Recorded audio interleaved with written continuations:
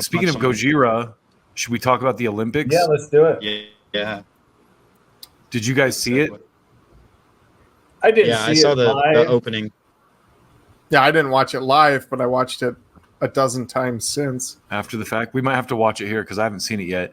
But I heard they did like kind of a Marie Antoinette type theme or something. And the song they played, I don't know the exact details, but I know it's like an metal kind of rendition of an older like French kind of like anthem. I don't know. Yeah, it's like a French song Yeah. that they totally Gojira'd. Yeah. Yeah.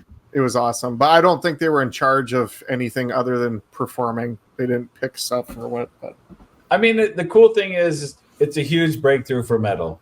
oh, for Yeah, sure. that's what I was going to say. So here's a pretty cool article. Hopefully it has some footage in it, but it says here. I'll just show you the headline. Pretty cool headline actually. Gojira see massive boost in listeners following Olympic performance. Oh yeah.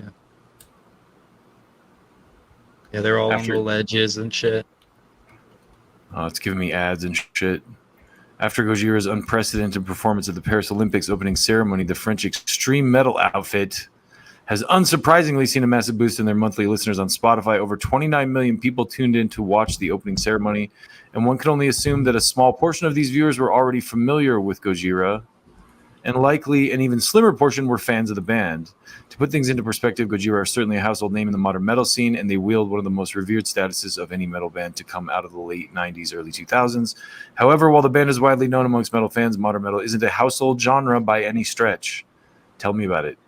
Gojira's performance at the Olympics was undoubtedly the biggest opportunity they'd ever received to win over new fans and be exposed to first-time listeners, and of course, consequently, this has led to the band's monthly listener count on Spotify to implode. Implode, I think it would mean explode. Yeah.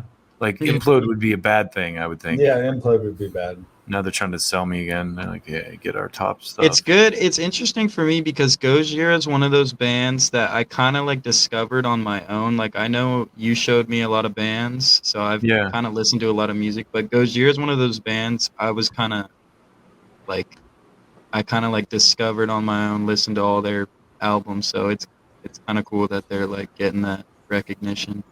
I don't know that we can actually show the performance on our live stream without getting it shut off. Yeah, probably not.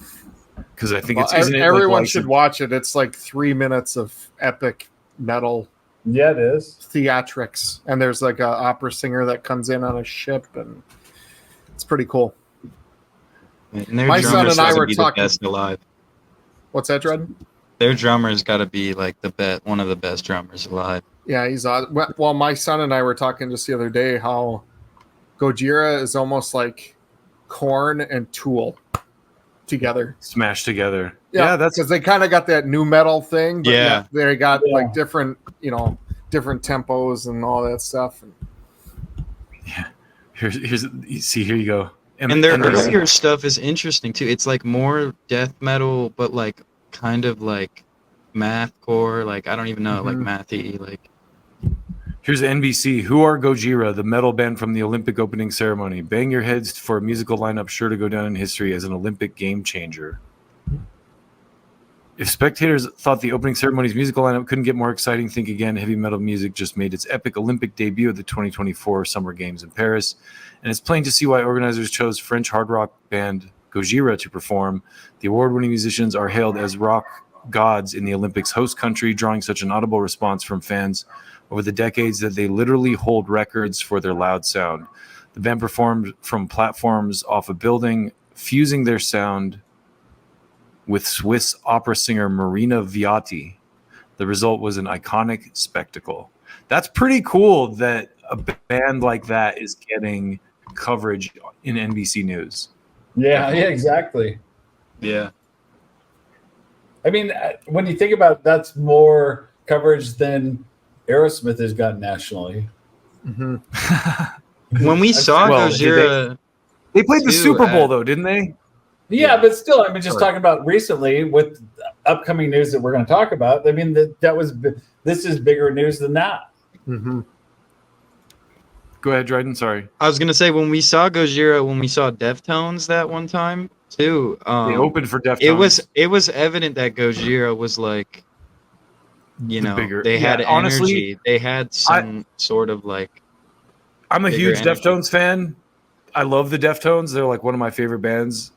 But Gojira, I thought, outperformed them at that show.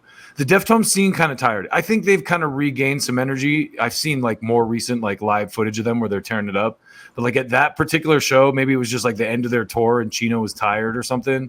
They just seemed like after Gojira, especially, it was like Gojira came out and like tore it up, and then it was like Deftones like